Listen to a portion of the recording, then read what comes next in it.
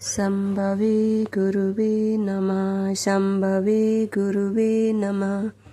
प्रणाम करती हूँ अपने जगत गुरु शिव गुरु माँ भवानी के चरणों में मेरा प्रणाम स्वीकारो। प्रणाम करती हूँ साहब दीदी के चरणों में मेरा प्रणाम स्वीकारो। प्रणाम करती हूँ आप सभी गुरु भाई बहनों के चरणों में मेरा प्रणाम स्वीकारो। आप सभी का बहुत बहुत धन्यवाद। चैनल को सब्सक्राइब कीजिएगा, वीडियो को लाइक शेयर कीजिएगा और पूरा सुनिएगा। आप सभी का बहुत बहुत धन्यवाद। सभी को मेरा प्रणाम। आगे सुनते हैं पुस्तक मिलाकर पेज नंबर 200 से। लगभग 3 साल बाद पुनः ये बिहार कैडर में वापस आ गए। अपनी जड़ों की ओर ये फिर लौट आए, अपनी जन्मभूमि, अपनी कर्म भूमि की सेवा के लिए। वैसे भाग्य विधाता ने इन्हें बिहार में पुनः पदस्थापित कर अपने तर्कस का कौन सा तीर चलाया था, यह तो अनुमानस की सीमा से परे था। पर जो था वह सकारात्मक था। सचिवालय में पदस्थापित रहने के कारण समय अभाव वाली कोई बात नहीं थी। अवकाश के दिन अब घर पर ही रहा करते थे। अतएव हरिंद्रानंद शिव चर्चा में तन्मय रहने लगे। बच्चे वयस्क हो चुके थे। उनका उज्जवल भविष्य उन्हें सौंपकर ये दोनों अपने लौकिक कर्तव्य का वहन बखूबी कर चुके थे। अब तो अहरनिश एक ही काम था, महादेव का काम। सुबह उनके ऑफिस चले जाने के बाद दीदी नीलम आगंतुक गुरु भाई बहनों से मिलती, उनकी समस्याओं का यथेष्ट समाधान करती या समाधान का उपाय बताती। जिस सत्य को अन्वेषित कर उनके पति ने उन्हें बताया, उससे उनका जीवन शिवमय हो गया था।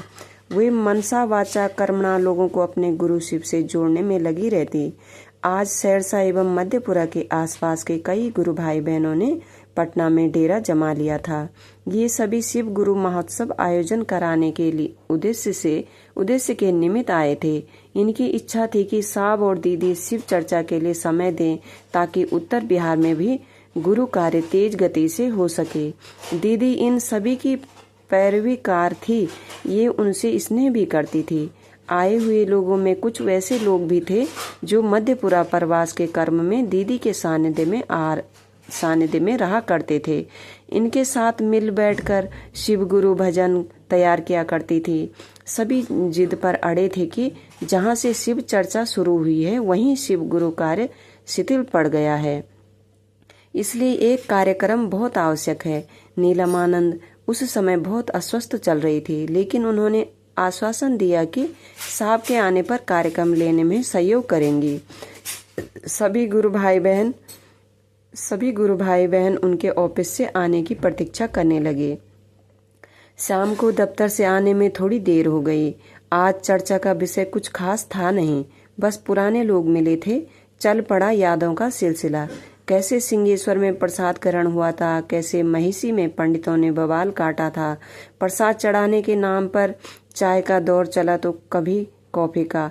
हाँ, इस बैठकी के दौरान गुरु भाइयों की निगाह बरबस दीदी की ओर उठ जाती थी और इशारों में ही उनके पास अर्जी लगा दी जाती थी। नीलम ने ही बात छेड़ी कि ये लोग शिव गुरु महोत्सव कराना चाहते हैं, आपका कार्यक्रम लेने आए हैं। हरिंद्रानंद ने तुरंत कहा, अरे भाई, चर्चा वहीं से ही शुरू हुई है और लगातार 6 सालों तक तो वहाँ पर चर्चा ही हुई है ना।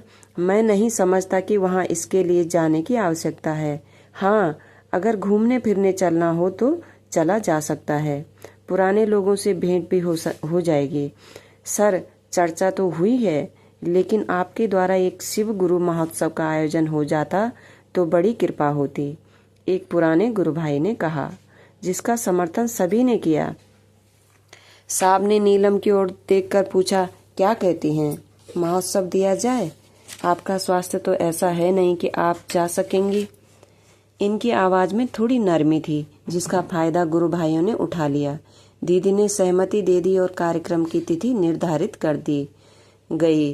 गुरु भाइयों की इच्छा अपनी प्रिय दीदी को भी ले जाने की थी, लेकिन संभव न हो सका। उनका शरीर उन दिनों साथ नहीं दे रहा था। लोग भारी मन से ही सही पर मान गए कि दीदी कार्यक्रम में नहीं आ पाएंगी। जैसे सूरज डूबने पर चांद उसकी रोशनी कर्ज लेकर रात को जगमग करता है, वैसे ही मध्यपुरा के गुरु भाइयों ने एक दूसरे से सहयोग लेकर गम्हरिया में चर्चा की व्यवस्था की थी। लगभग 1 महीने के अनवरत प्रयास के बाद शिव गुरु महोत्सव की व्यवस्था हो गई। तब वहां के शिव शिष्यों ने इसकी सूचना नीलम आनंद को दी थी।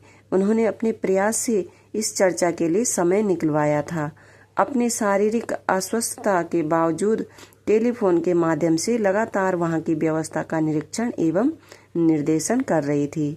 जिस नीड का आश्रय वर्षों पूर्व छूट गया था, उसका प्रेम फिर उन्हें पुकार रहा था, लेकिन जाने की इच्छा रहते हुए भी अस्वस्थता के कारण अपनी भावनाओं को अपने नियंत्रण में रखे हुई थी।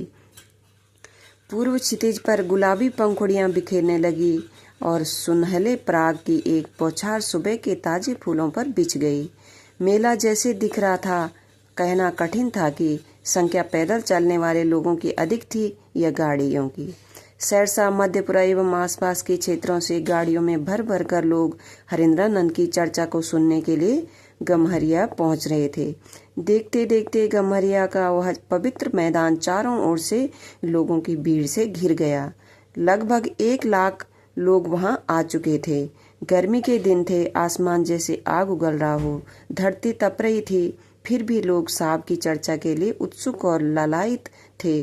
कुछ तो अपनी समस्याओं का समाधान उनके दर्शन मात्र से ही प्राप्त कर लेते। महान संकल्प ही तो महान परिणाम का जनक होता है। हरेंद्रानंद का महान संकल्प अब काल के फलक पर आकर दृष्टिगोचर हो रहा था, जिसने अंधविश्वासों और रूढ़ियों के काल कोठरी से भारतवर्ष की गौरवमयी आध्यात्मिक संस्कृति को मुक्त कर आम जन का कंठाहार बना दिया था। अपने गुरु सहित साहब दीदी के चरणों में प्रणाम। आप सभी गुरु भाई बहनों के चरणों में मेरा प्रणाम। आज के लिए इतना ही, इसके आगे कल सुनेंगे।